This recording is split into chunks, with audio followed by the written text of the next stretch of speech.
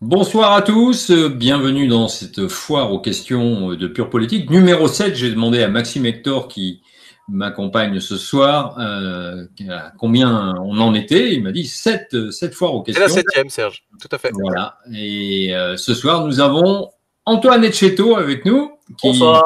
d'Ukraine, où il a été faire un reportage, cette fois-ci pour son propre compte. Mon plaisir personnel. Et voilà, donc il est de retour, il est en un seul morceau, donc on est très content de le retrouver. Surtout que l'actualité, eh bien, vous vous en doutez, depuis dimanche soir, c'est emballé. Je dois dire que j'ai l'impression que les 48 heures qui viennent de s'écouler m'ont semblé d'une richesse incroyable. On n'a pas arrêté de travailler. D'une part, et puis deuxièmement, les rebondissements en cascade encore aujourd'hui, je pense qu'on va revenir dessus, font que il y a vraiment, on est en train de vivre un moment historique, il faut le dire, alors qu'on s'y attendait pas, puisque cette campagne pour les européennes avait été quand même un petit peu morne, il faut reconnaître ce qui est. Et tout le monde dimanche soir se disait bon, c'est terminé, c'est bien, bientôt les vacances, éventuellement les Jeux Olympiques, et on se revoit à la rentrée. Et eh ben non, là, ça s'emballe, et puis ça s'emballe dans des directions, je dirais, plutôt inconnues, puisque à la fois sur le plan institutionnel, ça pose des questions, sur le plan politique, n'en parlons pas, et puis on se demande très bien qui maîtrise un petit peu tout ça. On a l'impression surtout que le président Macron, qui était finalement celui qui a déclenché ce chaos, ne contrôle déjà plus rien. C'est ça qui est intéressant. Aujourd'hui, on était place du Palais Bourbon, parce qu'il faut que je vous explique deux, trois petites choses. Nous n'avons plus accès au Palais Bourbon. C'est aussi étrange que cela paraisse, puisqu'aujourd'hui, on nous a expliqué fort gentiment, hein, les agents de l'Assemblée nationale sont d'une urbanité exquise, nous ont expliqué que les députés étant redevenus de simples citoyens, comme les autres, ils n'avaient plus la possibilité de s'exprimer devant la presse dans une enceinte parlementaire qui, par définition, est réservée aux parlementaires. Donc, dans l'enceinte parlementaire réservée aux parlementaires, où il n'y a plus de parlementaires, il était interdit de poser des questions, y compris même de s'entretenir de manière officieuse avec les quelques députés qui étaient en train de faire leur carton. Donc, tout le monde s'est retrouvé dehors sur la place du Palais Bourbon. Et ça tombait bien parce que c'était en même temps devant le nouveau siège des Républicains, où il s'est passé un certain nombre d'événements sur lesquels on reviendra tout à l'heure. Voilà. Donc on a vu à peu près tout le monde aujourd'hui, des gens de Renaissance, des gens du PS, de Génération, des écolos, et puis bien sûr les différents courants aujourd'hui de LR. Je vous propose, pour résumer un petit peu le topo, Serge, juste ouais. une petite info, on va rappeler juste le format. Donc c'est une foire aux questions, on est en direct pendant à peu près 1h30. Donc on va essayer de traiter un maximum de thèmes. Donc l'idée, c'est que vous posez vos questions directement sur le chat YouTube en direct. On va essayer d'y répondre un maximum. Je pense que vraiment, il y a beaucoup de questions qu'on va essayer de traiter ce soir, et des questions très intéressantes. N'hésitez pas. Et on parlera aussi également du tour de la question. C'est le dernier format de Pure Politique, et puis de Pure Politique en général, le format de tour de la question incarné du coup par Antoine qui est là ce soir. Et puis donc posez vos questions en direct sur le chat. Voilà, je te laisse continuer. Voilà. Alors, on va tout de suite prendre une question. Alors, voyons, qu'est-ce qui est tombé? Parce qu'en même temps, j'ai un autre écran sur lequel je vois un petit peu les questions. Alors, moi, j'avais pris une question tout à l'heure, Serge, si je peux me permettre. Une question de Exoticos sur le chat. En cas de victoire du RN aux législatives, peut-il imposer Jordan Bardella comme Premier ministre, ou Emmanuel Macron peut-il décider de nommer un autre cadre du RN? Alors, Emmanuel Macron désigne le Premier ministre, et il n'y a pas d'obligation forcément de désigner celui qui a été désigné par le Rassemblement national. Mais si Emmanuel Macron désigne un autre responsable du Rassemblement national, et que celui-ci dit « Monsieur le Président, je ne veux pas venir », c'est retour à la case départ. Et le parti en question peut dire, tous les responsables peuvent dire « Ben non, nous, on n'y va pas, donc il ne reste plus que Bardella ». Donc il y a rien de. En Angleterre, vous le savez, c'est le chef du parti de l'opposition qui statutairement devient Premier ministre, enfin de l'opposition, pardon, de la majorité, mais je veux dire que quand il y a une alternance, c'est en général l'opposition qui devient majoritaire, et donc c'est le chef du parti majoritaire qui devient Premier ministre. Et ça, dans le cadre d'une majorité tout à fait relative, c'est possible? Ah ben oui, oui.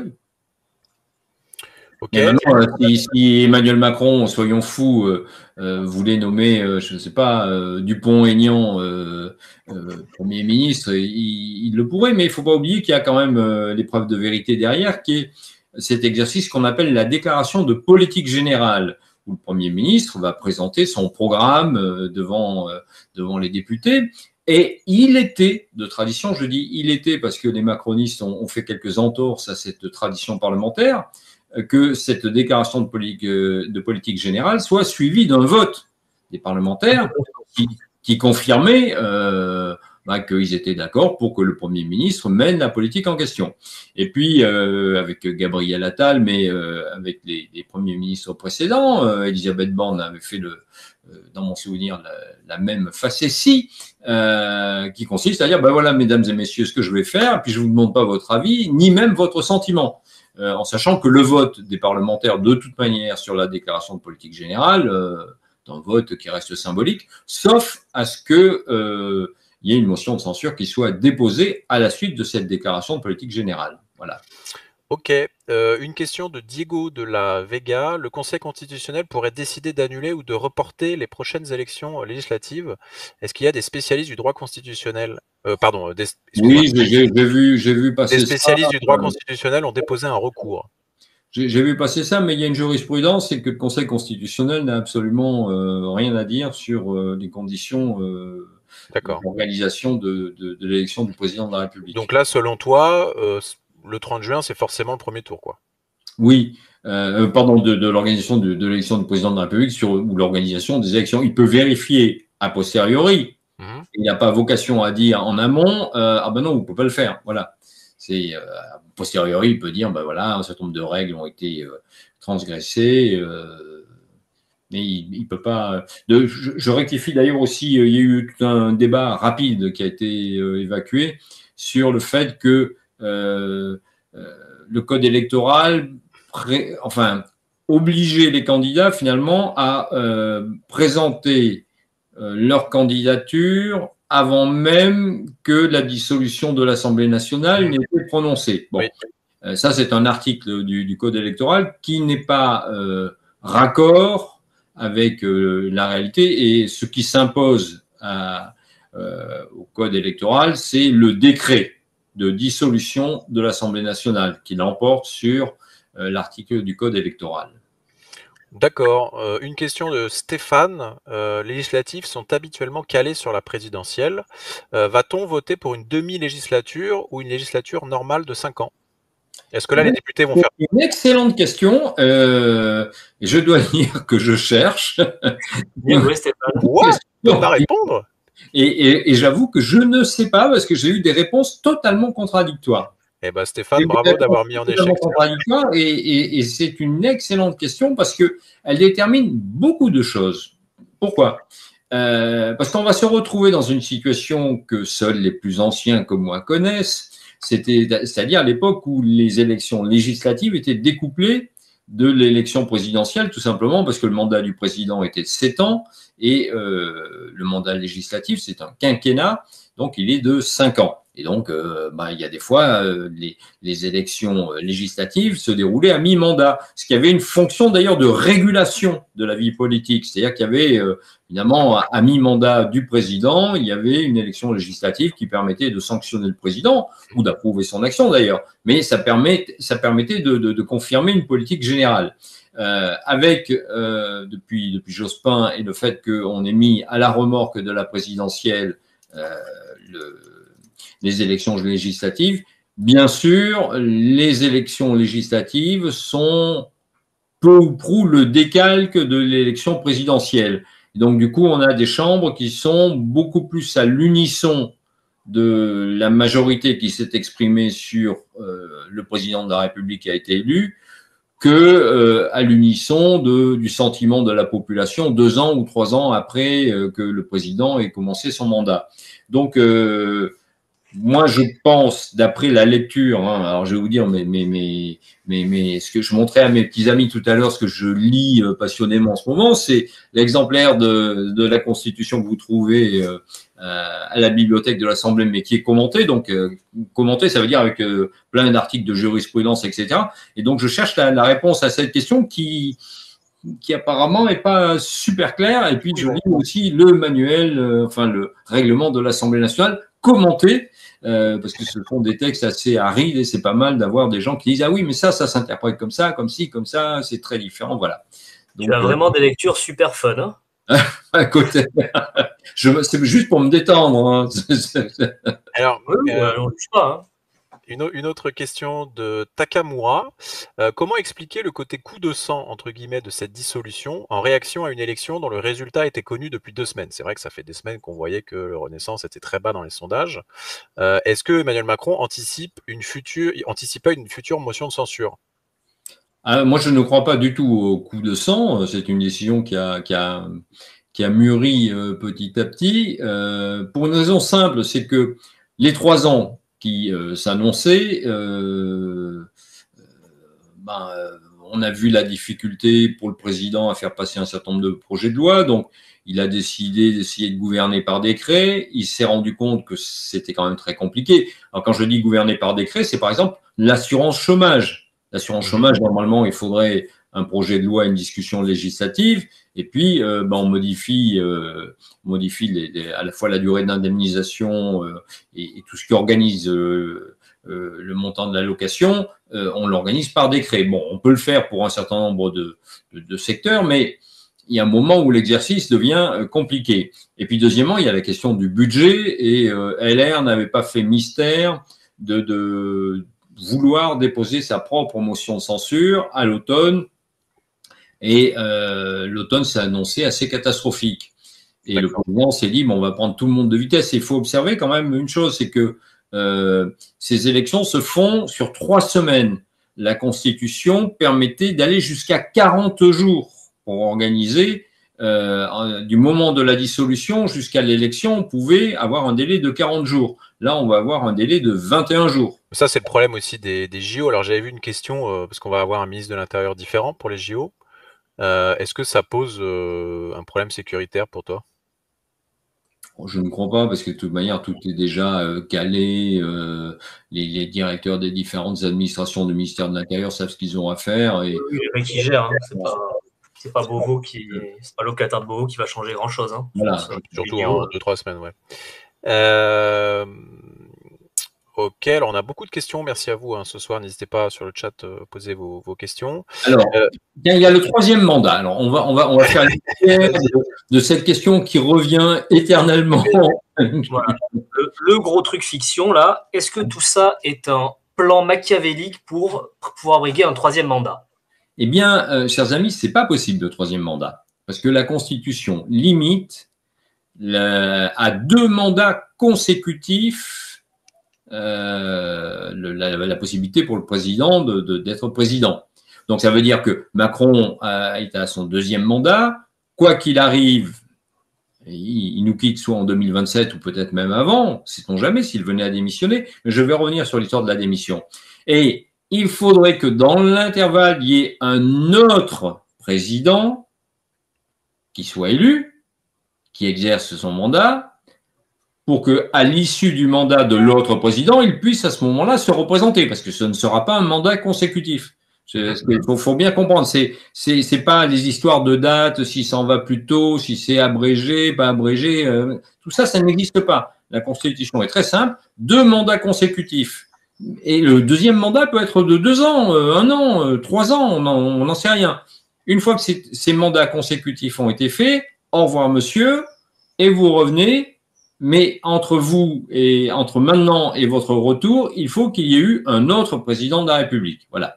Alors, c'est vrai qu'il y a des gens qui ont dit, oui, mais ça se discute, des constitutionnalistes éminents qui ont dit, ça se discute parce que s'il fait 5 ans et puis ensuite, mettons qu'il en fait que 3, alors il a un rap de 2, mais alors ces 2, est-ce qu'il peut les faire après? Enfin voilà, bon, non, il n'y a pas besoin d'usine à gaz, c'est 2 mandats consécutifs, point final. Il y a un truc qu'il faut noter aussi, c'est que Emmanuel Macron, il n'est pas très vieux. Donc en fait, il n'a pas besoin de faire des plans sur la comète pour démissionner. Là. Il suffit d'attendre qu'il y ait en 2032. Il y a une excellente émission qui disait ça. En 2032, il aura 54 ans.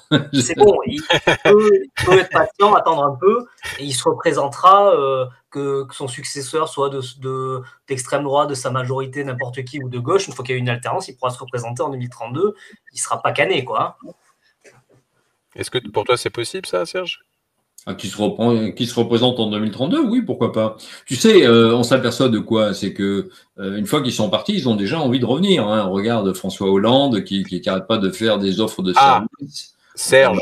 Il est là, je suis en réserve de la République. Sarkozy aimerait bien revenir, mais le problème, c'est que les bracelets électroniques risquent de couler en tapant les portiques. Donc, Serge, on a lancé le pavé dans la mare. François Hollande, à ton avis, qu'est-ce que va faire François Hollande là dans les prochaines semaines?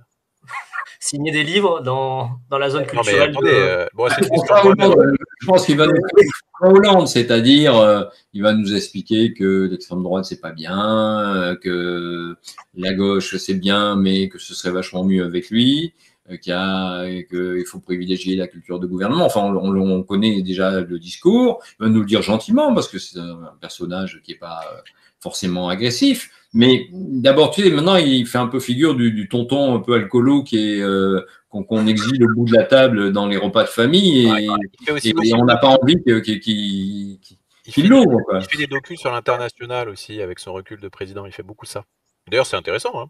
Mais moi, je suis pour qu'il prenne énormément de recul. D'ailleurs, est-ce qu'on parlait de la gauche? Est-ce que c'est une question de Malakoff? Est-ce que tout ça, c'est pas une manœuvre pour éradiquer la gauche? Ah ben alors, au départ, l'objectif, alors très bonne question, l'objectif, il est, comme je l'ai expliqué lundi, de tuer. Alors, l'idée, c'était de tuer la gauche, c'était de faire le pari. Le pari qui était fait, c'était de dire, de toute manière, ils en sont à un point de détestation, ils arriveront jamais, ne serait-ce qu'à se réunir dans une salle et à définir un accord minimal. Pas de bol, l'incroyable s'est produit. Ils ont réussi à s'asseoir dans la même pièce, à ne pas s'égorger, à dire on va laisser nos conneries de côté et à faire un accord qui reste très minimal. Hein. Faut pas non plus se raconter n'importe quoi. Mais en gros, l'idée, c'est de faire que on se répartisse les circonscriptions et qu'il y ait dans chaque circonscription un seul candidat de gauche et pas un mec qui vienne cannibaliser une partie des voix. Est-ce que ça, pour toi, ça déjoue pas les pronostics de Macron? Ah ben oui, ça déjoue ça. C'est déjà raté. Hein. C'est le premier échec de Macron. C'est que cet accord qui tient un peu du miracle, hein, très sincèrement, moi je suis assez épaté là parce que tu sais, quand même, quand on est à te traiter les uns les autres d'antisémites, de machin, de gauche molle, quand la dernière note de Jean-Luc Mélenchon parlait de confrontation avec le Parti socialiste. Enfin, bon, on était dans une période très identifiée de la gauche française qui va de 1934, plus exactement 33 jusqu'à 36. Où le parti communiste de l'époque, qui est totalement inféodé à Moscou, passe d'une stratégie classe contre classe, c'est-à-dire un truc totalement stalinien, radical, etc., où les socialistes étaient traités de fascistes, hein, mais vraiment, vous lisez Dumas de l'époque, c'est les fascistes, et tout à coup, ils arrivent à non seulement conclure un accord en vue de 36, mais à faire que le Front populaire existe. Bon, donc le miracle au sein de la gauche existe, même si je suis très très laïque de ce côté-là. Mais donc cet accord existe, il va être opérationnel. Je dirais qu'il est d'autant plus facile que la campagne est courte, donc il fallait se décider rapidement. Et paradoxalement, le délai rétréci choisi par Macron pour tenir les élections a favorisé la réalisation de cet accord. Je pense que s'ils avaient eu le temps vraiment de réfléchir, d'organiser une consultation interne et tout, je pense qu'on y serait encore. Là, en 48 heures, la question a été réglée. Et puis en plus, en début d'après-midi, ou ce midi, Carole Delga a annoncé qu'elle soutenait le Front populaire. Ah oui, là il se passe des... Enfin, faut aller à Lourdes, hein. Il se passe des dingueries. Oui, mais Carole Delga, elle veut être présidente de la République un jour. Donc, elle ne va pas se couper complètement d'un mouvement d'unité au sein de la gauche. Mais rappelons qu'en 2022, elle a présenté des candidats dissidents à la NUPES. Oui, elle a présenté des candidats dissidents, bon, et en même temps, elle n'a pas été foutue dehors du Parti socialiste, et tout le monde a toléré une exception Carole Delga. Et là, elle a bien compris que par rapport à la menace que représentait l'extrême droite, elle qui avait des ambitions présidentielles, il était suicidaire d'aller à contre-courant de l'opinion de gauche en général. C'est indéfendable et c'est incompréhensible pour les gens. Donc, ça va se payer terriblement. Hein. Ceux qui vont jouer la désunion à ce moment-là, pendant des années, on va leur rappeler. Hein. Oui, tout à fait. Oui, c'est vrai. Donc le flingage de la gauche, pour le moment, ça n'a pas réussi. Mais la droite, le flingage de la droite, c'était aujourd'hui, ça a partiellement réussi, mais peut-être pas dans les... Alors, pourquoi, Serge ? Pourquoi ? Parce que tout le monde dit que la droite est au bord de l'implosion, là. Elle n'est pas au bord d'implosion, elle est en train d'imploser, on va appeler les choses par leur nom. Mais elle implose pas selon les lignes de fracture auxquelles on pouvait s'attendre. L'idée, c'était, Macron, c'était de récupérer un certain nombre de gens de droite qui auraient été en déshérence et qui auraient dit, disons, tout ce qui peut représenter une fraction jupéiste au sein des Républicains, et ces gens qui auraient été tout à coup sans parti, ou en tout cas qui ne se seraient pas reconnus dans les décisions de la direction de leur parti, auraient basculé. En gros, des profils comme Édouard Philippe, tu vois, tu secoues les LR, il y en a plein comme ça. Bon.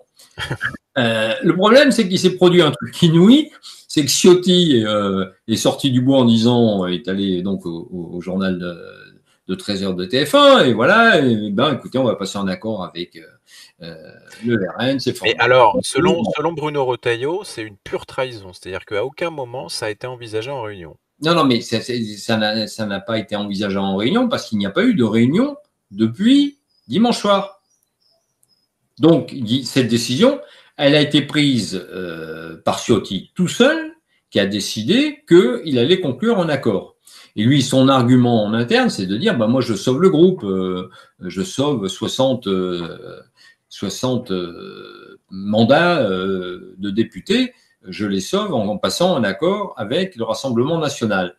Et les autres ont tout de suite vu le danger, c'est-à-dire que tu fais ça, tu tues les Républicains. Voilà. Tu as peut-être à l'arrivée les députés en question qui sont sauvés, mais tu es sûr que l'étiquette les Républicains est morte. Voilà.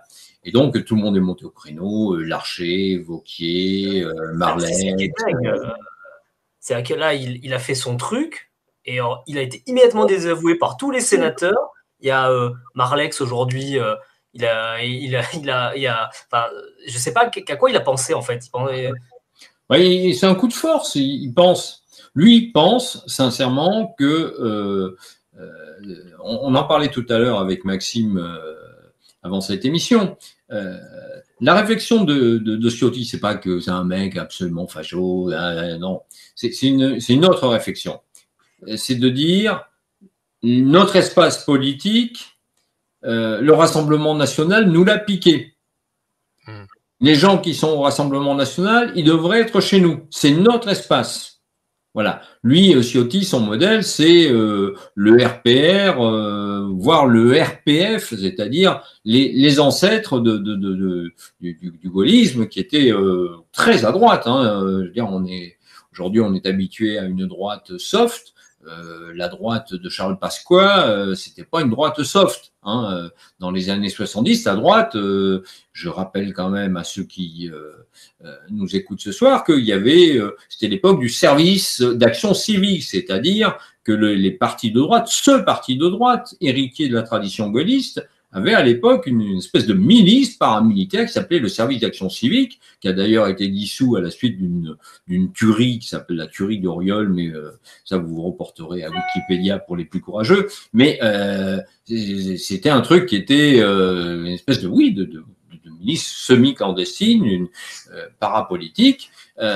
Bon, et tout ça a bien changé, mais pour Ciotti, l'espace naturel de la droite, c'est un espace dans lequel le RN s'est installé, et finalement le RN est considéré comme le coucou de l'espace politique naturel. Voilà. Mais pour d'autres députés au sein de LR, l'espace naturel, c'est un espace qui lorgne plutôt vers le centre. C'est pour ça qu'il y a Horizon et c'est pour ça qu'il y a LR. C'est-à-dire que c'est une question de partenaires et de positionnement géographique à droite. Voilà. Et donc Ciotti est parti en disant, de toute manière, j'en ai rien à foutre, je suis le président. Il nous l'a redit, il nous l'a expliqué tout à l'heure. Il nous a dit, moi, ce qui m'importe, c'est les militants, et je dis à mes amis, c'est les militants qui m'ont élu, donc terminé. Voilà. Si vous voulez, il a dit, je ne démissionnerai pas, je ne partirai pas, je vous verrai ça jeudi en détail. Parce qu'on était devant le siège des Républicains tout à l'heure. Voilà, voilà. Donc, l'histoire, elle est là. C'est-à-dire qu'on a Ciotti qui dit, les LR, c'est moi, donc je décide qu'on passe un accord avec le RN, et on a le reste, disons l'immense majorité des Républicains qui dit, pas question. Et puis, en plus, il y a des gens qui ont aussi un avenir politique à jouer. Aurélien Pradier, il n'est pas question un instant qu'il laisse son sombrer dans le Lot. Mais même, je pensais à l'Auvergne tout à l'heure. Enfin, ça va être désastreux, quoi. Voilà. Mais Wauquiez a décidé, du coup, de se présenter aux législatives. Oui, j'ai vu. Voilà. Donc, le problème, c'est que ça produit une réaction inverse. Il parle de droite indépendante, lui. Il parle de droite indépendante, Wauquiez, là. Certes, ça met un peu de confusion à droite, mais pas comme l'espérait Emmanuel Macron. Emmanuel Macron pensait qu'il allait avoir une fracture nette qui allait vraiment permettre de trouver, disons, la vingtaine, la trentaine de députés qui font défaut à Renaissance. Ok, on va enchaîner sur les questions. Vous êtes plus de 2200 là, à nous regarder en direct. Donc, merci à toutes et à tous. Posez vos questions en direct sur le chat. On est en direct encore une petite heure. Question de Jimanob. Emmanuel Macron a annoncé s'adresser 3 fois par semaine aux Français jusqu'aux législatives. Est-ce que c'est légal au niveau du temps de parole? C'est nos amis de l'Arcom qui vont décompter ça. C'est bien décompté, c'est ça que tu... Forcément, c'est décompté. Si le président vient nous parler de l'Ukraine, en disant nous allons livrer à l'Ukraine nos Mirage 2005, 2000-5, je précise, ou nos merveilleux canons César, ou nos Griffons, nos Jaguars, etc. Bon, tout ça, c'est le job, j'allais dire, naturel du président. Maintenant, s'il vient et il vante les mérites de Renaissance, etc., son bilan, c'est merveilleux et voter pour mes candidats, bien évidemment, c'est du temps de parole qui est réintégré dans le temps de parole de la campagne. Mais il faut souligner quand même l'incongruité de cet engagement du président, parce que il y a un moment donné, les Français ne sont pas stupides, pardon, mais s'ils voient quasiment toutes les semaines le président qui mouille sa chemise en faveur de son camp, si son camp se prend une veste, la conclusion naturelle, c'est de dire que c'est une défaite du président. C'est-à-dire qu'en présidentialisant les législatives, il fragilise sa position. Il pense que son autorité, sa légitimité, il peut la mettre au service des législatives, mais il risque de se produire le mouvement inverse, c'est-à-dire qu'il va être fragilisé par son implication dans les législatives. Puis il l'a fait pour les européennes, ça a été désastreux de toute façon. Ah oui, c'est-à-dire moins de 15%. Il se prend quand même une tôle mémorable. Moins de 15% aux européennes, aïe au final. Surtout, le truc, c'est que le parti du président fait exactement moitié moins que le parti du premier opposant, c'est-à-dire le Rassemblement national.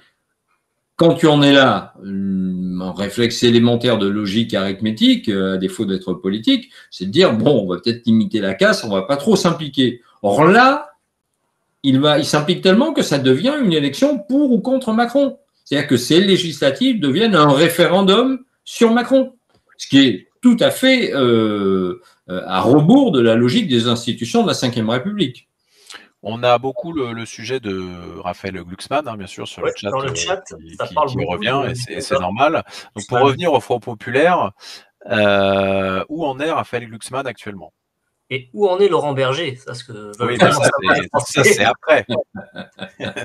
Ça, c'est la résultante. Alors moi, je dois dire, hein, franchement, j'étais assez admiratif. Glucksmann a été exfiltré de la politique française en 3 minutes.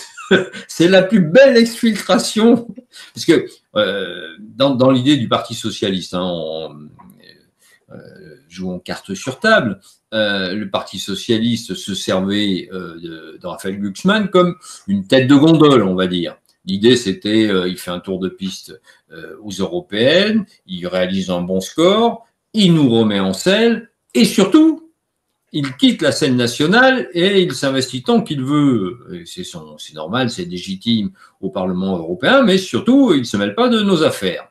Et les inquiétudes ont commencé à surgir une quinzaine de jours avant le scrutin du 9 juin, où il y a plusieurs reprises, il a déclaré vouloir s'investir dans la reconstruction de la gauche française, en expliquant que cette fois-ci, il y avait un débat qui allait être tranché le 9 juin, et qu'il y avait des lignes claires, un message clair, etc. Et bon, très bien, tout ça, et tout le monde a commencé à dire, bon, écoute, Raphaël, t'es sympa, mais c'est pas ce qui est prévu. Alors, j'énumère juste quelques obstacles légers qui se présentaient sur sa route. C'est que Carole Delga brigue aussi la présidentielle. Donc, elle n'avait pas vraiment envie que Raphaël Glucksmann vienne reconstruire la gauche. Bon, Olivier Faure, qui quand même aimerait bien être le patron de son parti, commençait à le trouver un petit peu envahissant. Et la dissolution a permis de dissoudre Raphaël Glucksmann. Voilà, en 5 minutes, ce garçon, pour être très franc aujourd'hui, qu'il soit dans le front, que Place Publique fasse partie du Front populaire ou n'en fasse pas partie, j'ai envie de dire, c'était un événement de. Alors, je sais qu'il y a beaucoup de gens qui supportent Monsieur Asselineau, voilà, mais ça a autant de poids que ce que pourrait déclarer Monsieur Asselineau sur le Front populaire. Voilà, je sais que je vais me fâcher avec plein de gens en 5 secondes, mais ce que je veux dire, c'est que le poids politique en France de Place Publique, c'est 0 plus 0 égale la tête à Toto, quoi. Ils n'ont aucun ancrage local dans tous les cas. 1%, donc. C'est quand même un peu vertigineux quand même. Qu'est-ce qui se passe dans la tête de Raphaël Glucksmann quand il vient déclarer à la télévision qu'il va reconstruire la gauche et qu'il propose Laurent Berger comme Premier ministre? Moi, j'ai regardé ça avec, je sais pas, ouais, c'est quelque chose d'assez, fascinant. C'était fascinant à voir. Mais je suis d'accord avec toi, c'est le mot fascinant. Moi aussi, je suis resté, je me suis dit, mais enfin, le gars, il sort, là, bon, il est d'accord, il sort de l'élection, il est vainqueur, mais enfin, il a un mandat européen, et il nous dit, attendez, hop, moi, je vais vous expliquer comment on refait tout, et puis, le Premier ministre, c'est celui-là. Et il s'étonne de se faire jeter. Alors que on sait très bien qu'il y a des tas de gens qui sont en train de considérer qu'il y a des premiers ministres naturels. Du côté de LFI, on pense que le premier ministre naturel, c'est Jean-Luc Mélenchon. Bon, on le dit pas trop fort parce que ça pourrait braquer tout le monde. Et je pense que la question du premier ministre, tout le monde va l'évacuer rapidement parce que on n'a pas envie de casser le Front populaire. Donc l'idée maintenant, c'est un accord électoral pour avoir un maximum de députés de gauche élus dans une majorité donc de circonscription. Et le Premier ministre, on verra si cette coalition est en mesure d'imposer un Premier ministre. À mon avis, ça va être dur, mais bon, sait-on jamais. Mais voilà, bon, donc laissons tomber. Mais l'autre qui arrive, ça y est, j'ai mon Premier ministre. Et enfin, le message, c'était surtout pas Mélenchon. Bon, si on commence le débat comme ça, il est évident que ça ne peut pas aboutir. Oui, bien sûr. Une question de l'IS sur le chat. Est-ce que le bloc présidentiel peut-il se retrouver comprimé à l'Assemblée entre un bloc d'extrême droite et le Front populaire? C'est une bonne question. Moi, j'y crois, je pense. Non, mais là, c'est ce qui est en train de se passer. C'est ce qui est en train de se passer, Serge. Si on fait un peu de prospective, en gros, on a quoi comme scénario? Pour que le RN ait la majorité absolue, ils sont 89 actuellement, il faudrait qu'ils gagnent 200 circonscriptions. C'est énorme. Personne ne croit que c'est vraiment possible. Donc, et les villes, c'est pas possible. L'un des scénarios les plus probables, c'est qu'il va y avoir un renforcement très important du bloc d'extrême droite. Ils vont peut-être terminer à 150, 180, 200 députés. C'est possible. Je pense que ce sera... Moins, 70 moins. Non, je pense que ce sera beaucoup plus. Ah ouais?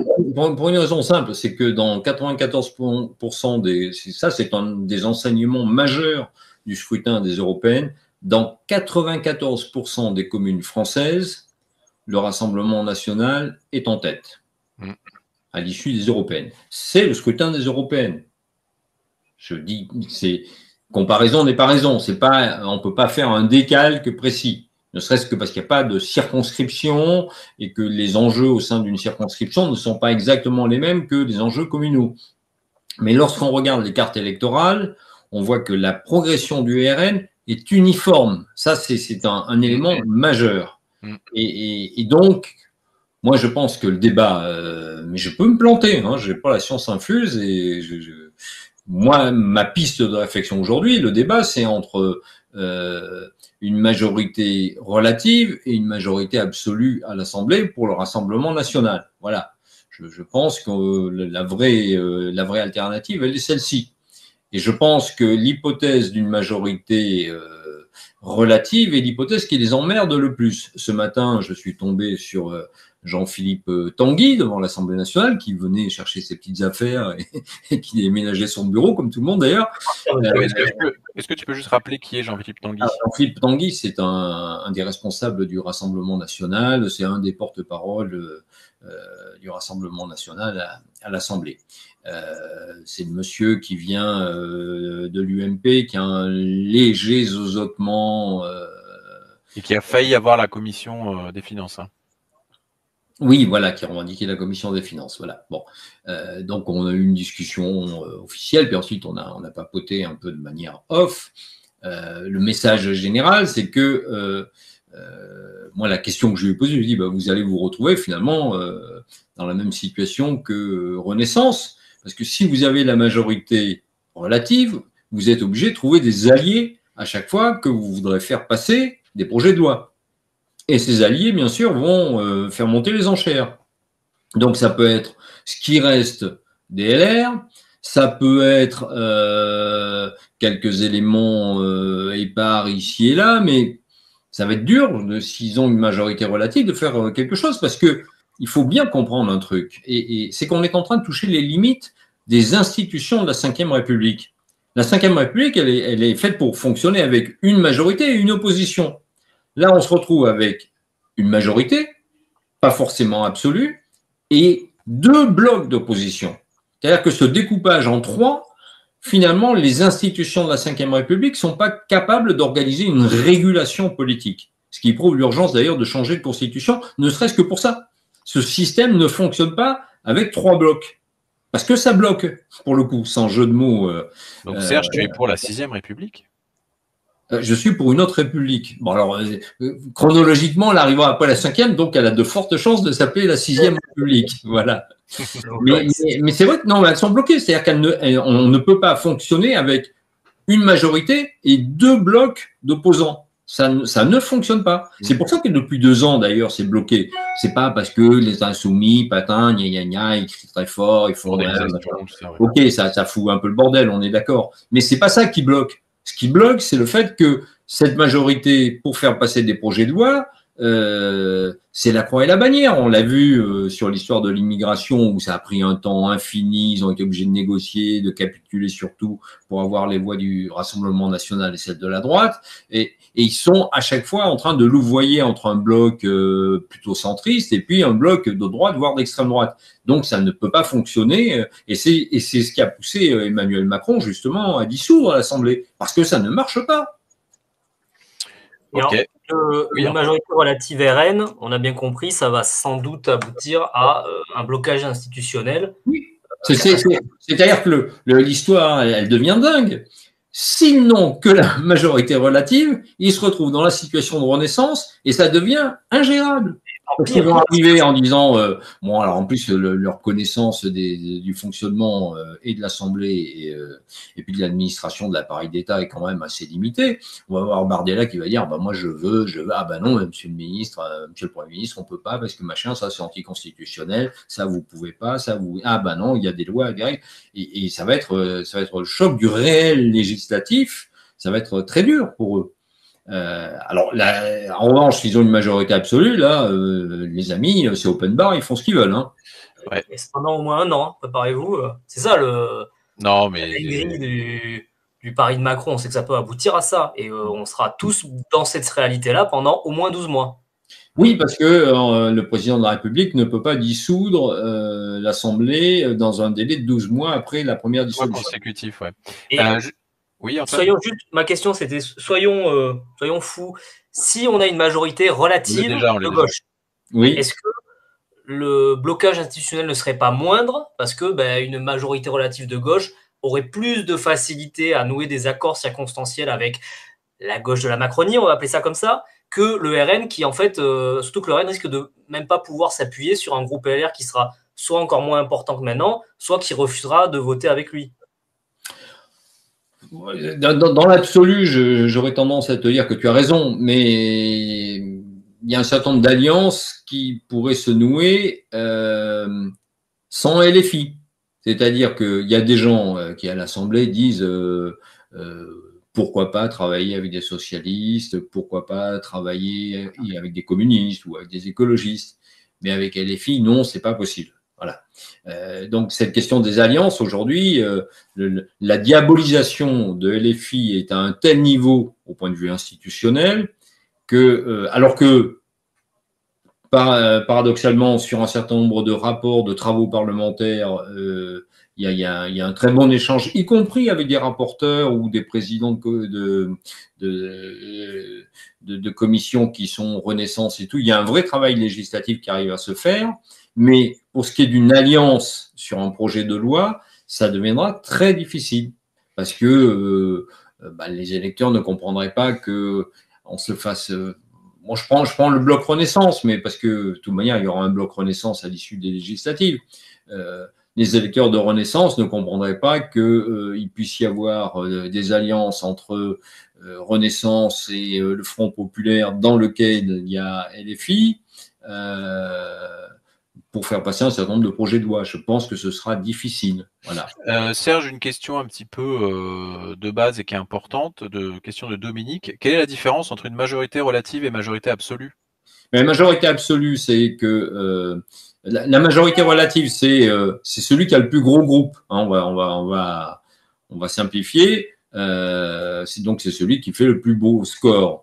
Mais la majorité absolue, c'est au-dessus de la moitié des 577 députés que compte l'Assemblée nationale. C'est-à-dire, si vous êtes à la tête d'un groupe qui a à lui tout seul la moitié des députés, plus 1, ce groupe fait tout passer. Voilà. Il fait ce qu'il veut. Parce que tous les votes sont la majorité absolue. Excusez-nous, mais nous, on est 577 par 2. Tu vas me rappeler immédiatement combien ça fait. Je crois que c'est 289, mais j'ai encore un doute. 289, la majorité absolue. On est d'accord. Hein. Voilà. Et donc, à partir de ce moment-là, la majorité absolue, tu fais exactement ce que tu veux. Tu as le Premier ministre qui dit projet de loi, très bien, transmis à l'Assemblée nationale. Le groupe dit on l'a voté, terminé, ça passe. Voilà. Donc le vrai danger, hein, on va pas se raconter des histoires. Le vrai danger, c'est que s'il y a cette configuration, le Rassemblement national peut appliquer son programme sans aucun problème. Sans aucun problème. S'ils ont la majorité absolue. Voilà. Et donc, l'enjeu pour eux, c'est de gagner. Ils sont à 88 députés. Donc, il faut qu'ils gagnent 201 députés supplémentaires. Quand on regarde bien la carte électorale, on se dit que c'est pas impossible. Oui, c'est pas gagné, hein. Je dis pas, attendez, mesdames et messieurs, je vous annonce officiellement ce soir qu'ils auront la majorité absolue. Je dis que c'est à portée de main. C'est à portée de main. Voilà. Après, la campagne, ça peut changer les choses. Pour continuer sur le RN, Serge, une question de Amine. Comment analyses-tu le refus du Rassemblement national de s'allier avec Reconquête? Parce qu'on a eu les infos. Marion Maréchal a dit cet après-midi que le Rassemblement national aurait retourné sa veste et refuserait toute alliance avec Éric Zemmour, personnellement Éric Zemmour. Donc a priori, c'est parti, ils seront divisés. Est-ce que c'est un simple jeu de pouvoir ou est-ce que tu penses que c'est pour 2027 et la présidentielle? Bah écoute, comme tout le monde, moi j'étais très surpris quand j'ai découvert ça parce que, enfin, je suis encore plus surpris parce qu'on avait tous bien compris que d'abord, entre Zemmour et Marion Maréchal, ils ne partiront pas en vacances ensemble. Et puis je pense qu'ils ne se parlent plus. Ils ne se parlent plus. Ils ne sont plus sur la même ligne politique. Éric Zemmour ne supporte plus Marion Maréchal. La campagne de Reconquête a été exécrable. Pendant les européennes, il paraît que la campagne a été exécrable. Bah, c'est pas la campagne qui était exécrable, c'était l'ambiance au sommet où Éric Zemmour souffrait de la notoriété médiatique de Marion Maréchal, ça c'est clair. Il y avait un fond de jalousie. Il y avait aussi une divergence politique. Marion Maréchal a toujours dit qu'il fallait l'union avec le Rassemblement national, que c'était folie de vouloir à tout prix se singulariser et faire cavalier seul. Et il y a un moment où cette ligne, elle pose problème. Et entre les deux dirigeants, ça pose un problème. Zemmour n'est absolument pas pour faire une quelconque alliance avec le Rassemblement national. Donc, il a fait un communiqué hier en disant j'ai demandé à Marion Maréchal de venir m'expliquer ce qu'elle attendait des rencontres qu'elle a eues avec le Rassemblement national. Et visiblement, il y a eu une décision de dire non, Zemmour, non, c'est pas possible. Je crois aussi qu'il y a dans la réflexion de Marine Le Pen, parce que c'est Marine Le Pen qui a pris cette décision vraiment. Ah bon? Oui, apparemment, oui. D'après ce que j'ai réussi à reconstituer. Hein, c'est une info, ça. Bon, enfin, c'est une info qui demande à être vérifiée. Mais voilà. Pourquoi? Parce que Marine Le Pen aime beaucoup sa nièce. Marion, elle serait enchantée que Marion revienne au bercail. Mais elle trouve que Zemmour est en ce moment un boulet. C'est-à-dire que pour un parti qui cherche à se banaliser, Zemmour est trop voyant. C'est très simple. Les envolées de Zemmour sont ingérables. Voilà. Ça passe pas dans un débat. C'est un garçon qui a effectivement un discours très marqué. C'est plutôt intelligent et il maîtrise bien les médias puisque c'est un ancien journaliste. Mais c'est un discours tellement marqué que ça risque. La crainte, c'est que Zemmour, par cette alliance, rediabolise le Rassemblement national, ce qu'ils veulent absolument éviter dans les circonstances présentes. Ok. Question de Olive. Est-ce que Macron et sa clique vont-ils faire passer la réforme de l'assurance chômage par décret en 12 dans l'entre-deux tours? Oui, c'est le truc de dingue. Écoutez, quand même, on est dans un pays où il n'y en a plus d'Assemblée nationale. Et boum, quoi. On a un gouvernement qui fait ses valises. Enfin, je veux dire, Gabriel Attal, le pauvre garçon, il a découvert que dans 3 semaines, il n'y avait plus de boulot. Mais ça fait rien. On continue. Le Titanic continue à balancer des décrets. Et donc, il y a les décrets de l'assurance chômage qui vont être pris et qui vont réformer l'assurance chômage. Ce qui est un truc, mais antidémocratique à ce point, ça n'existe pas. Ça n'existe pas. C'est-à-dire que c'est un pouvoir finissant, agonisant, qui décide quand même que, jusqu'au bout, on y va.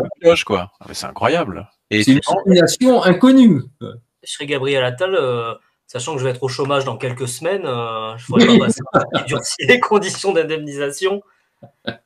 Bon, il a 6 mois, pendant lesquels son traitement est maintenu, et après, il n'a plus rien. Voilà. Ah, c'est 6 mois? Ouais, c'est 6 mois. Question de Slashy, mais du coup on a un peu traité. Si le RN gagne une majorité relative, arriveront-ils à passer des lois 149.3? Donc dans l'absolu, pas trop quoi. Bah non, ils n'y arriveront pas. Parce que Et la majorité je rappelle quand même que c'est une fois par session. Le 49.3. Le 49.3 en matière budgétaire, c'est open bar. Oui, c'est ça. Mais pour le reste, c'est une fois par session. Donc, une fois que tu as brûlé ton joker. Sur l'immigration, sur ce qu'ils veulent, comme ça va pas être open bar. Hein. Voilà. On est plus de 2500 en direct. Donc, merci à toutes et à tous. Je rappelle le concept. On est en direct encore une bonne demi-heure. N'hésitez pas à poser vos questions directement sur le chat. Et si vous n'êtes pas abonné, il faut s'abonner pour poser des questions. Et merci à vous. Des trucs. Qu'est-ce que pourrait faire, une question de Bardibule, qu'est-ce que pourrait faire Emmanuel Macron pour entraver Jordan Bardella si celui-ci est élu Premier ministre? Eh bien, chers amis, la réponse elle vous sera donnée très bientôt dans un tour de la question. Oh là là, quelle transition. Netchetto est en train de le préparer puisque l'idée, c'est de vous faire une émission, une excellente émission, où on essaye d'explorer les limites d'une cohabitation qui verrait Emmanuel Macron donc être à l'Élysée, bien sûr, et Jordan Bardella être Premier ministre. Qu'est-ce qu'il pourrait faire et qu'est-ce que pourrait faire le président pour bloquer ces initiatives? Et là-dessus, on prendra les 3 cohabitations que la France a connues. La plus instructive étant, à mon avis, celle qui s'est déroulée de 86 à 88, où François Mitterrand avait déployé des trésors d'imagination pour essayer de bloquer la droite. Voilà. Mais dans les faits, il y a le président se retrouve quand même singulièrement démuni, sauf à déclencher une guerre. Voilà. C'est ça qu'il faut expliquer, c'est que quand le Premier ministre est du même bord politique que le président, c'est un collaborateur. Voilà. Quand c'est pas le même bord, c'est plus du tout la même histoire. Donc ne serait-ce qu'il peut pas demander une démission, par exemple. Voilà, donc on en est là, mais Antoine vous expliquera tout ça. Donc Serge, on vient d'annoncer un tour de la question pour la fin du mois. Hein. Voilà, alors on va essayer, parce que il y a pas mal de boulot. C'est court. Voilà, mais si Antoine y arrive, ce serait bien. Oui, on va travailler efficace. Mais oui, c'est ça. L'idée, c'est comme chaque fois, si on prend une question, donc en fait, on va répondre à une partie des questions que vous avez posées ce soir, en faisant toujours un peu de la prospective. Donc, selon les différents cas de figure, qui aboutissent à une cohabitation après la législative, qu'est-ce qui pourrait se passer? Comment ça fonctionne une cohabitation? Quels sont les pouvoirs du président? Quels sont les pouvoirs du Premier ministre?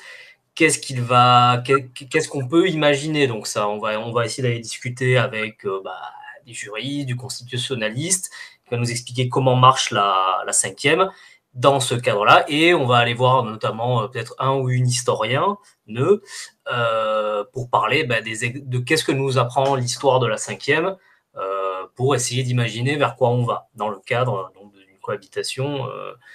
Mais bon, qui s'annonce, si ce n'est probable, en tout cas, c'est un des scénarios possibles, parce que, en gros, il faudrait que, pour qu'on n'ait pas de cohabitation, il faudrait que le bloc présidentiel sorte au moins, soit renforcé, soit se maintienne à la position où il est avec une majorité relative aujourd'hui. Bon, on va voir, on n'est pas devin, mais c'est pas non plus le scénario le plus probable. En parlant du tour de la question, ton premier sujet donc diffusé sur la France peut-elle gagner une guerre contre les Russes? On a dépassé les 400 000 vues là en début de semaine, donc super. Merci à toutes et à tous pour vos commentaires, parce que ça nous a beaucoup servi, et on va essayer d'améliorer le format. Est-ce que tu as vu une question, Serge?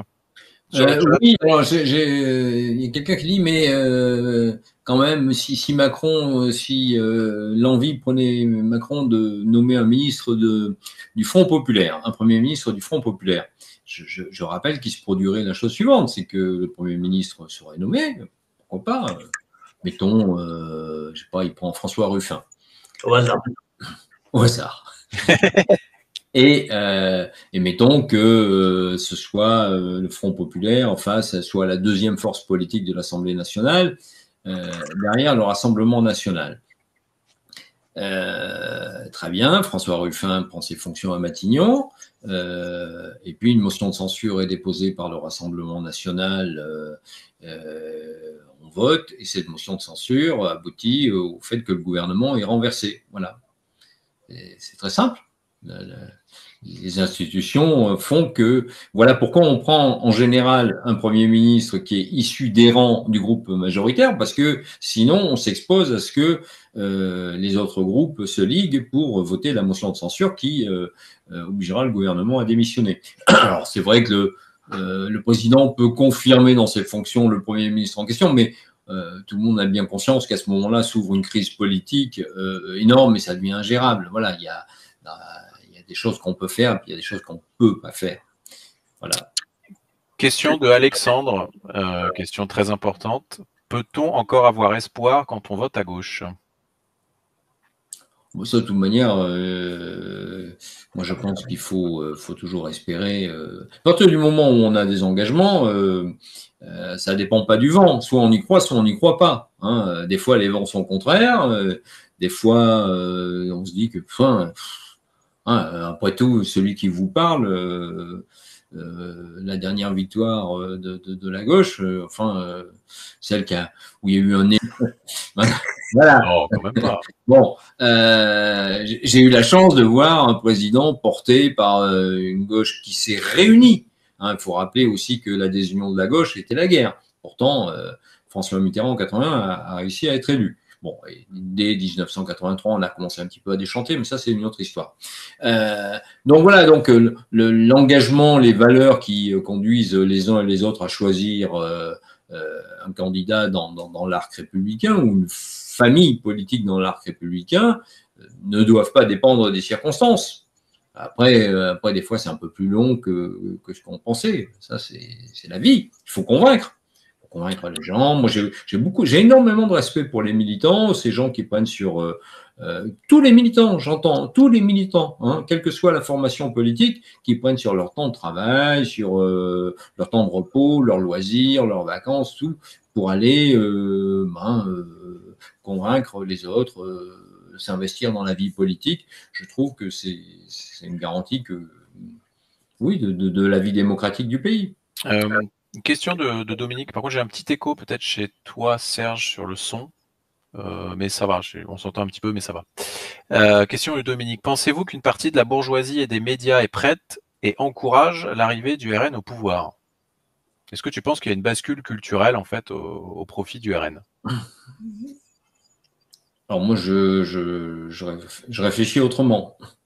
Je suis très fidèle à Gramsci. Je crois que c'est le gros apport du philosophe Gramsci, militant communiste emprisonné, et donc ceux qui ont le temps, je vous conseille de lire ses cahiers de prison. Mais Gramsci, ce qu'il avait bien compris, c'est que la bataille idéologique, la bataille culturelle précède la victoire politique.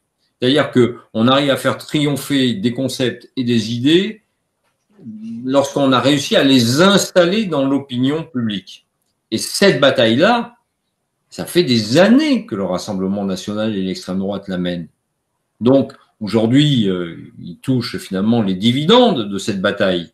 Mais le fait qu'il soit aujourd'hui en situation de prendre le pouvoir, c'est bien de cela dont on parle, c'est l'aboutissement d'un travail d'années et d'années, si on y réfléchit bien. Depuis 1983, parce que je pense qu'il faut dater l'ascension du Front National depuis l'élection municipale de Dreux en 1983, où c'est le point de départ d'une conquête politique qui nous conduit à aujourd'hui. Il y a tout un travail pour remettre dans le débat public un certain nombre de concepts, d'opinions, de propositions politiques. Voilà. Alors, c'est pas les médias, ils sont aussi perméables à l'ère du temps. C'est pas les médias. Moi, je connais cette histoire où on me dit en permanence, les médias, vous faites opinion, c'est les médias qui font l'opinion. Non, l'opinion, elle est ce qu'elle est. Les médias sont plutôt une caisse de résonance. Ils fabriquent pas l'opinion. Ça, c'est une vision mécaniste de la chose. Depuis dimanche, quand même, sur beaucoup de médias et surtout CNews, le Rassemblement national est un parti de droite. CNews, pardon, enfin CNews, on sait ce que. Oui, mais attends, c'est la première chaîne d'info aujourd'hui en France. C'est la première chaîne d'info. Mais c'est terrible. Parce que le Rassemblement national est un parti de droite pour les gens qui regardent. Enfin, moi, je vois pas. Pardon, hein, je vais choquer beaucoup de gens ici ce soir. Moi, ce qui me choque dans CNews, c'est pas qu'elle soit de droite, c'est que ce soit un milliardaire qui la finance. Oui. Moi, je suis en matière de presse, je suis pour qu'il y ait toutes les sensibilités politiques qui puissent s'exprimer. Antoine, moi-même, toi, nous sommes passés par des médias qui, quelque part, fonctionnent un peu comme C8 avec une autre coloration politique, mais qui font essentiellement des débats en plateau, de longs débats, peu de reportages, peu d'enquêtes, peu d'investigations et beaucoup de débats idéologiques. Bon, alors bien sûr, ils n'ont pas les mêmes moyens que Bolloré, et donc ils n'ont pas les mêmes moyens que CNews. Mais moi, ça ne me choque pas. Ça ne me choque pas. L'existence de CNews ne me choque pas en tant que journaliste. Ce qui me choque, c'est qu'un milliardaire mette sa puissance financière au service d'un média. Ça, oui, ça me choque. C'est la concentration des médias, le vrai problème. C'est que des gens comme Bolloré puissent acheter un grand nombre de médias et les mettre et définir leur ligne éditoriale selon leur agenda politique à eux. Oui, c'est pour ça que moi j'ai toujours pensé, et la gauche s'honorerait, ceux qui suivent les FAQ régulièrement vont dire que je radote, mais tant pis, je milite activement pour que ne puissent être détenteurs de médias que des groupes industriels dont l'activité principale, essentielle, c'est les médias. C'est-à-dire, je suis pour que les médias soient possédés par des gens dont l'activité industrielle, c'est justement de faire des médias et pas de faire des ports, de l'import-export ou quoi que ce soit d'autre. Je pense que c'est une bataille essentielle que la gauche devrait mener plutôt que de faire des commissions. C'est très sympa de faire des commissions d'enquête sur CNews, etc. et tout, mais je ne suis pas persuadé que le résultat soit à la hauteur des attentes. Ça avait été une des grandes questions de la gauche en 1984 avec les lois contre la concentration par un papivore, à l'époque on appelait ça comme ça, Robert Hersant, qui rachetait tous les journaux et qui avait constitué un empire de presse. C'était l'époque où les journaux étaient en papier et le poids des télés n'était pas celui qu'on connaît, parce que c'était l'époque encore de l'ORTF. Mais cette concentration de papier avait été stoppée grâce à des lois ad hoc qui empêchaient justement et qui avaient permis de démanteler l'empire Hersant. Et aujourd'hui, je pense qu'il faut démanteler capitalistiquement ces empires médiatiques qui ne s'appuient pas sur l'audience des médias. C'est pas les résultats de CNews qui permettent à CNews de se financer. C'est l'argent de Bolloré qui permet d'alimenter une danseuse qui s'appelle CNews. Et là, je dis, c'est profondément injuste et antidémocratique.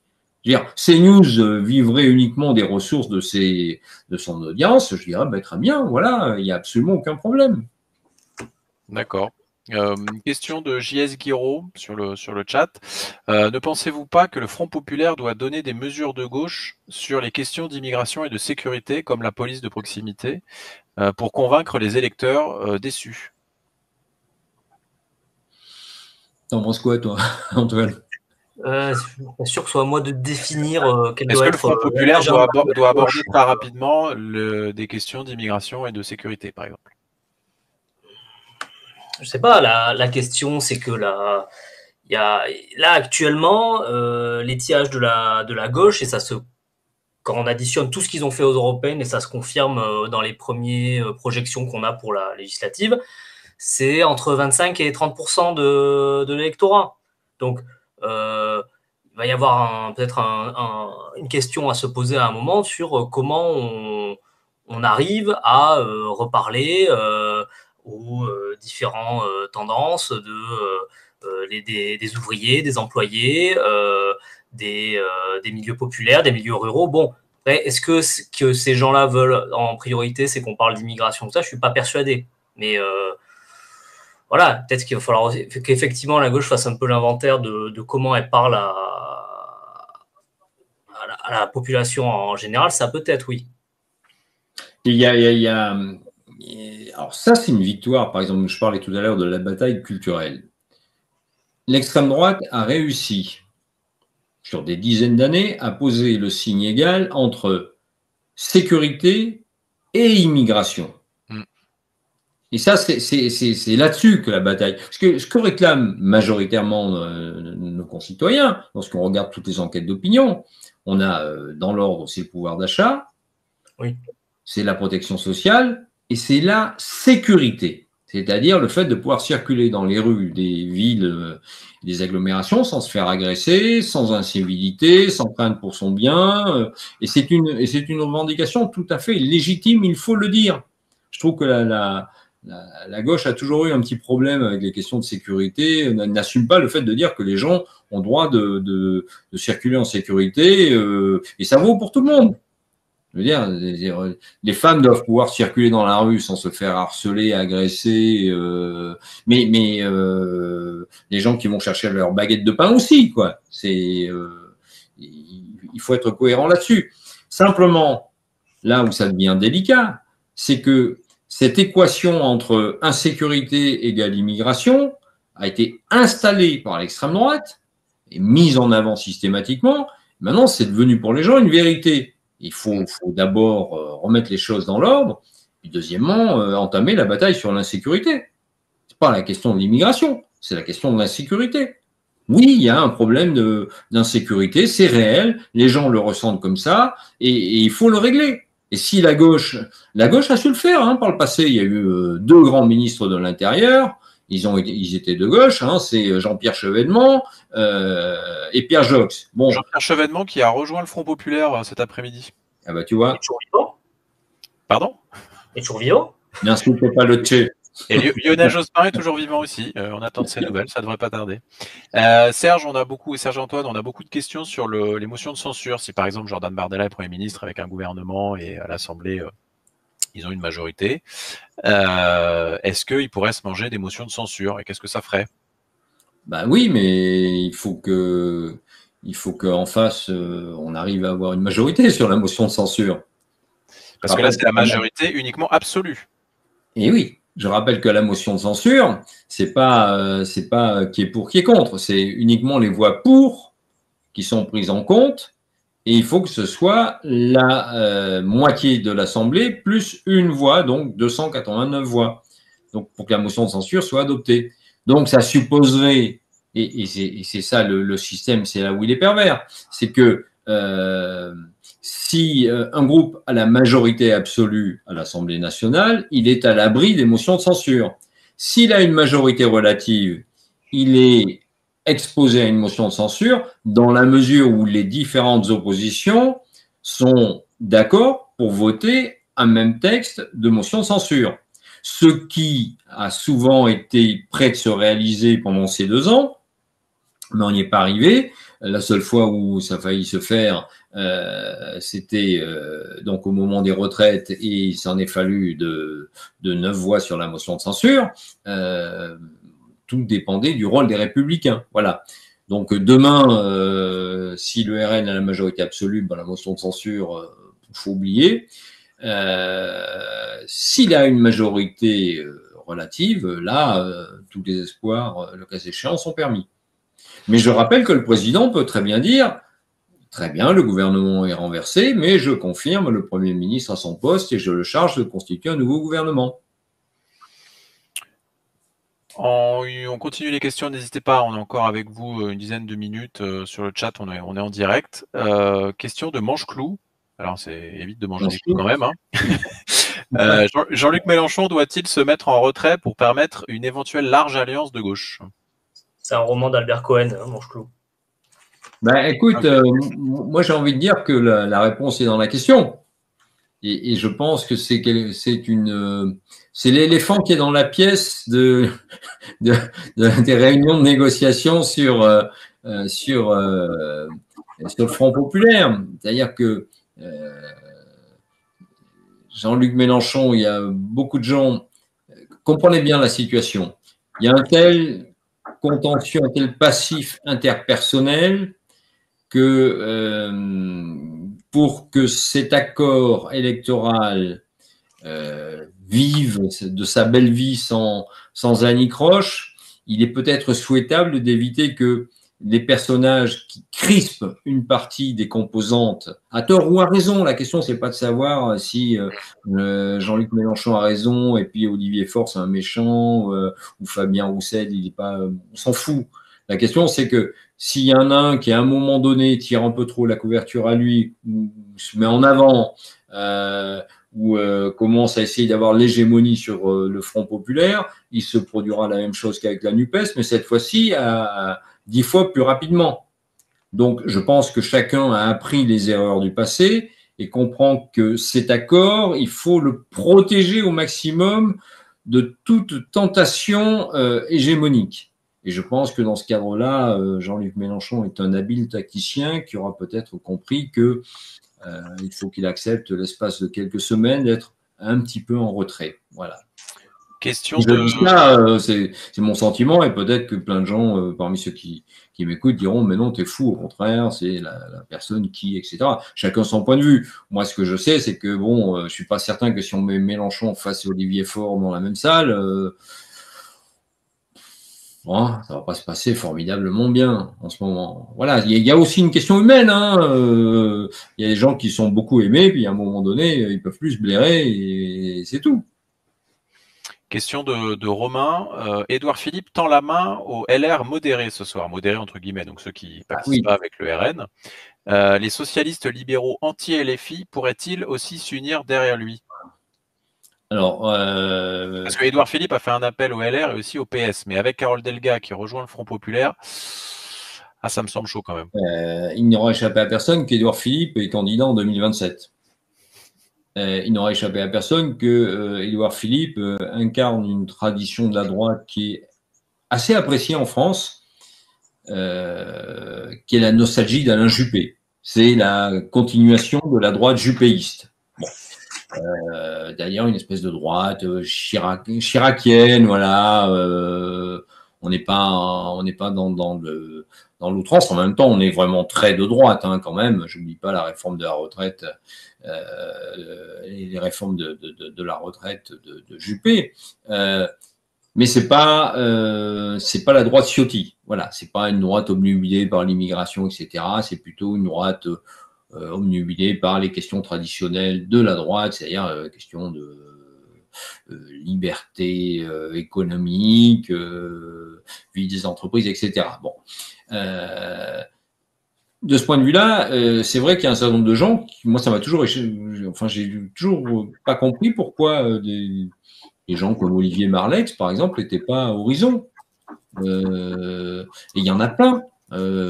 Philippe Gosselin, député de la Manche, je me suis toujours dit pourquoi n'est-il pas à Horizon? Il y en a plein. Quand on regarde, on fait le décompte, on se dit il y a la moitié du groupe qui pourrait être à Horizon. Voilà. Jusqu'à présent, Horizon, c'était tranquille parce qu'il y avait l'échéance européenne. Il était bien entendu avec Emmanuel Macron qu'après l'échéance européenne, Édouard Philippe reprenait sa liberté et se positionnait pour 2027. Donc, je pense qu'il va y avoir effectivement des transferts. Voilà. Alors, pour ce qui est d'attirer des socialistes à Horizon, j'y crois pas une seconde. Voilà. Une seconde, pourquoi? Parce que d'abord, les socialistes qui seraient tentés par une démarche anti-NUPES, ils ont déjà un lieu d'atterrissage qui est fantastique. Ils font du bon travail d'ailleurs. C'est le groupe Lyotte. Les deux députés de l'Ariège, les deux députés socialistes de l'Ariège sont à Lyotte, par exemple. Benjamin Saint-Huil, le porte-parole du groupe que vous voyez souvent dans les sujets de pure politique, est un socialiste du Nord, opposé à la NUPES, opposé à LFI, mais la fibre, disons, sociale qui l'a conduite au Parti socialiste demeure. Voilà. Donc ces gens-là ont déjà une piste d'atterrissage. Je signale au passage qu'aujourd'hui, on s'est entretenu avec Bertrand Pancher, donc le président du groupe Lyot, et que Lyot va faire un truc assez nouveau. Ils vont présenter des candidatures Lyot. C'est-à-dire que la vingtaine, ils sont 22, 23, je sais plus, députés Lyot vont se présenter sous l'étiquette Lyot dans leur circonscription et peut-être ailleurs. Voilà, donc Lyot, de groupe parlementaire, devient un petit parti politique. Et tu penses pas qu'il pourrait rejoindre le Front populaire chez Lyot? Non. Faut pas pousser quand même.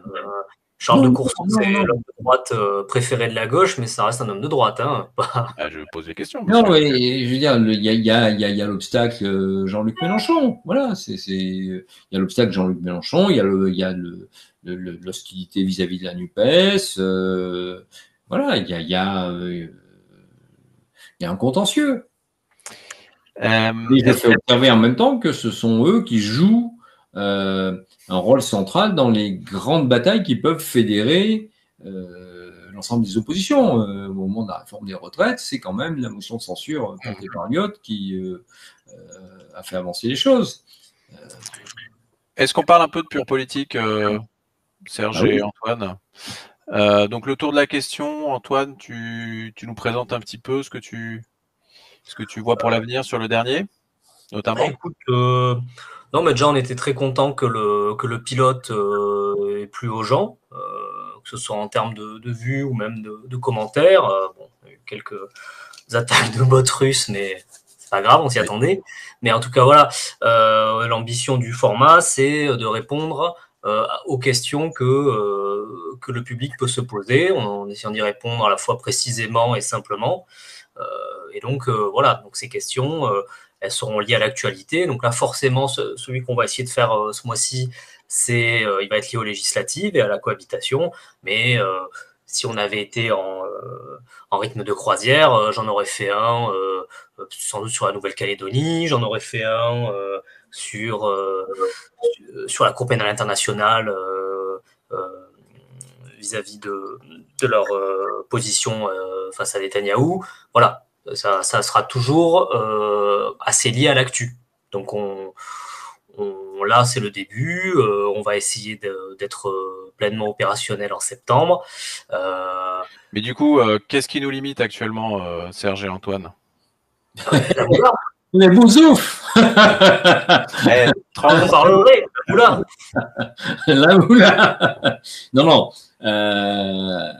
Bon, ce qui est clair, c'est que pour enregistrer une émission comme le Tour de la question, mais y compris le Bourbon ou pour l'Express, bon, moi j'enregistre ça, c'est à moitié un garage, à moitié un truc. Enfin bon, vous voyez le bordel qu'il y a. Et encore, j'ai rangé un peu avant l'émission, mais c'est un vrai chantier, quoi. J'ai annexé la moitié de mon habitation pour arriver à tourner. On pousse les murs et tout.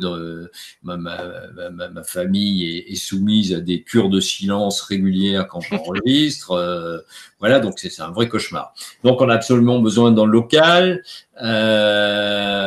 Bon, le résultat de mes prospections fait que nous entreapercevons une possibilité dans le local qui répond à la fois à nos contraintes techniques, c'est-à-dire un open space où on puisse positionner des caméras de différentes manières et tout. On a besoin de beaucoup de recul, bon, tout ça, et qui sont en même temps abordables. Voilà, donc ça, on vous en reparlera un petit peu plus tard, dès qu'on aura avancé là-dessus. Ça nous permettra on aura besoin de votre aide financière. On va être très franc, hein, si on s'engage dans un local dont on paye le loyer, eh bien, mes chers petits amis, vous savez que le loyer à Paris, c'est cher, c'est très cher. Voilà. Et rien que là, même pour la campagne législative. Hein. Alors, pour la campagne législative, là, nous, on va essayer quand même de bouger pas mal, de suivre un certain nombre de circonscriptions tests. On va voir ce qu'on peut faire avec nos petits moyens quand même. Hein. Mais bon, on va essayer de mettre en face les ressources nécessaires. Et puis, le tour de la question. Donc, pour en revenir au tour de la question, il faut donc un local où on puisse enregistrer, faire venir des invités. C'est important. faire venir des invités, faire de beaux sonores dans de bonnes conditions d'éclairage, conditions de son. Parce que la qualité d'une émission, c'est aussi la réalisation technique. On peut dire des choses très intéressantes, mais si on est obligé de tendre l'oreille pour entendre ce que dit la personne invitée, ou si elle est mal éclairée, ou si c'est vraiment moche et l'image est un défi à l'esthétique, voilà, ça fonctionne pas. Donc on a un certain nombre de contraintes techniques pour que cette émission soit de qualité. Et puis, il y a surtout d'abord les ressources humaines. Donc il y a Antoine, et il y a une jeune consoeur qui va rejoindre l'équipe très bientôt, puisqu'elle rentre, elle rentre au mois de juillet. Parce que j'ai vu qu'à raison, on soulignait qu'il n'y avait que des hommes dans cette histoire, on en est bien conscient. Et donc, ouais, en plus, il y a deux barbus, là. Tu seras barbu peut-être un jour, Serge. Non, tu connais les barbouzes, un barbu, deux barbus, trois barbouzes. Hein. Donc, la forme finale du tour de la question, c'est une émission présentée en duo avec une consoeur. Voilà, donc on a rencontré des gens, on va faire des tests, et effectivement, parce que la parité, on en a conscience, et ce sera de toute façon plus intéressant à le faire à deux voix que tout seul. Donc voilà, ça c'est pareil, c'est dans les cartons. Si on a des moyens, si vous nous soutenez financièrement, l'équipe s'agrandit. Et puis on a envie que cette chaîne ressemble un peu, enfin certains doivent connaître la formule du général de Gaulle à propos du RPF. Son parti, il disait un bon parti politique, c'est le métro à 6 heures du soir. Voilà. Et je pense qu'un bon média, c'est un média dont la rédaction ressemble au métro à 6 heures du soir. Il y a de tous les âges, de toutes les origines, de tous les... voilà, je suis assez attaché à ça. C'est-à-dire une équipe de professionnels qui font du journalisme, mais qui en même temps reflètent un peu tous les secteurs de la société. Voilà. Et j'ai envie que Pure Politique, ça va prendre du temps, de toute manière, on est une toute petite équipe aujourd'hui, hein, mais l'idée, c'est qu'il y aura un effet d'entraînement en vous proposant davantage de programmes. J'espère qu'il y aura en face des recettes qui iront crescendo, et ces recettes permettront de faire apparaître de nouveaux visages, de nouveaux profils, de nouveaux formats, de nouvelles incarnations, et faire que ce média se développe en évitant cet écueil qui est que beaucoup de médias, au bout d'un moment, ont tendance à reproduire éternellement ce qu'ils font.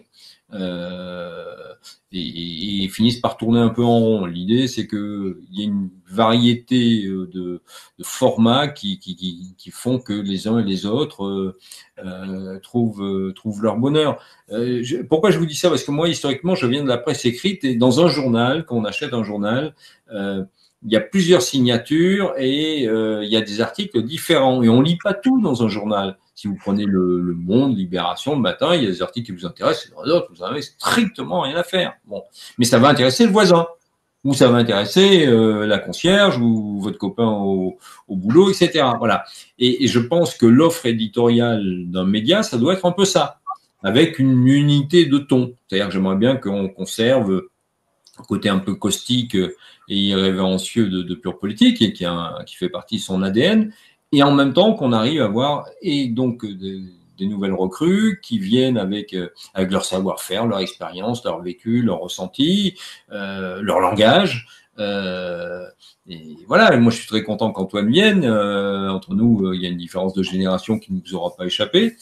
Je suis beaucoup plus jeune, mais je suis très content. Voilà, et maintenant qu'il y ait des femmes, qu'il y ait des gens qui viennent de province aussi. Enfin voilà, qu'on puisse un peu être à l'image du pays. Voilà, surtout dans une chaîne qui parle politique. Si on parle politique, je pense qu'il faut quand même que la chaîne elle incarne aussi un peu ceux qui consomment de la politique, c'est-à-dire les citoyens. Tu parlais de la chaîne, on a dépassé les 210 000 abonnés. C'est vrai qu'on n'a pas fait de FAQ pour les 200 000. Dernièrement, on a franchement une très belle progression. Hein, depuis le tour de la question, on a vraiment envie de réitérer ça régulièrement, parce que ça envoie une belle croissance pour nous, et c'est vrai que je pense que on va y arriver comme ça. Et il y avait une question de Bardibule, est-ce qu'on pense maintenir la gratuité de la chaîne à terme? Pour le moment, oui, parce que de toute façon, on monétise, et c'est vrai que c'est important aussi pour nous, parce que financièrement, c'est quand même pas négligeable. Et c'est prévu effectivement de faire la gratuité. Après, si jamais on a un site et tout. Attends, un mot là-dessus, parce que c'est une question, moi, à laquelle j'ai beaucoup réfléchi. Je me suis dit, bon, est-ce que ce modèle économique est viable et jusqu'où? Bon. Je pense qu'il est viable. Pourquoi? Parce que finalement, quand on dit aux gens, il y a des contributions qui sont parfois minimes, et puis il y en a des gens qui donnent beaucoup. Et l'un dans l'autre, je dirais que ça s'équilibre. Et si on demandait aux gens de dire, ben voilà, chaque mois, si vous voulez avoir accès à nos contenus, donnez 5 €, et puis voilà, et sinon, vous voyez rien. Je pense que d'une part, les gens ne pourraient pas découvrir ce qu'on fait. On a besoin qu'ils découvrent ce qu'on fait. Et deuxièmement, je pense que les gens qui nous regardent comprennent qu'à un moment donné, s'ils ont envie d'avoir d'autres programmes et s'ils ont envie que les programmes s'améliorent, il faut contribuer. Voilà, c'est pour ça qu'on vous répète ça systématiquement. C'est pour ça qu'on met de la pub aussi, parce que c'est une partie de nos ressources. C'est une partie faible, hein, quand même. Il ne faut pas s'illusionner sur la pub sur YouTube. C'est pas quand même, il n'y a pas de quoi se taper sur les cuisses tous les matins. Hein. Enfin bon, ça aide un peu, ça fait les fins de mois, comme on dit. Voilà.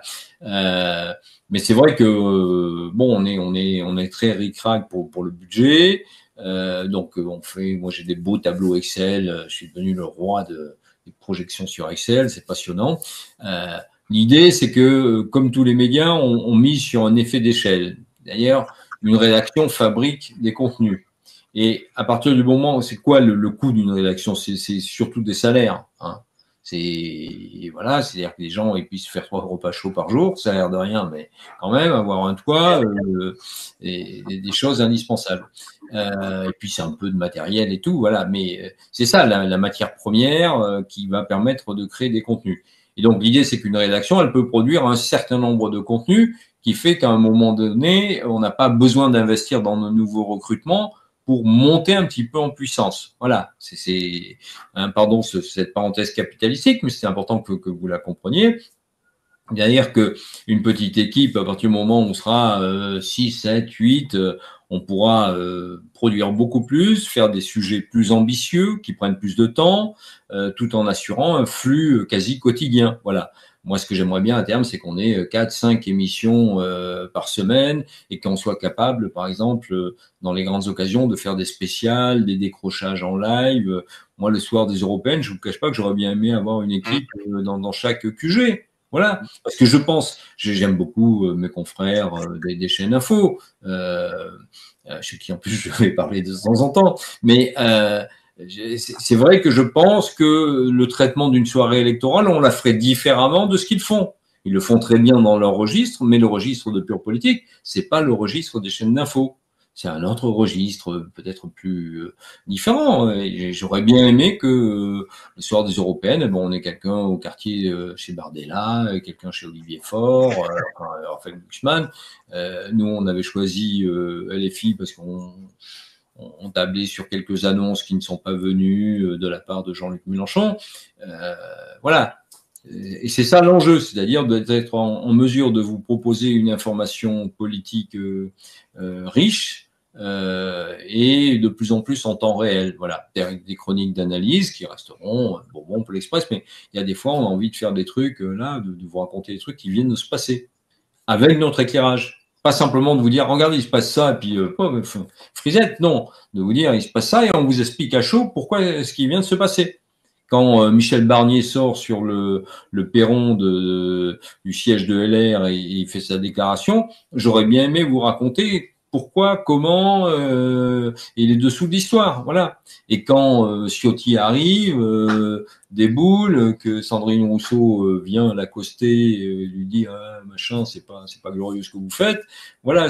Toutes ces petites choses-là, j'aimerais bien qu'à terme, on soit capable de le faire et d'être aussi réactif que les confrères. Alors, ça veut dire quoi concrètement? Il faut avoir un dispositif de transmission en temps réel qui s'appelle un Navi West, hein, ce nom barbare, c'est une espèce de machine dans laquelle on met 6 cartes SIM et qui transmet en temps réel. Et l'idée que ça arrive sur une machine de Maxime qui balance ça sur le flux en direct et ça permet de faire des plateaux, des explications et tout. Pour vivre une campagne électorale, c'est assez chouette. Voilà. Pas le faire tout le temps, non, parce qu'au bout d'un moment, ça devient du remplissage.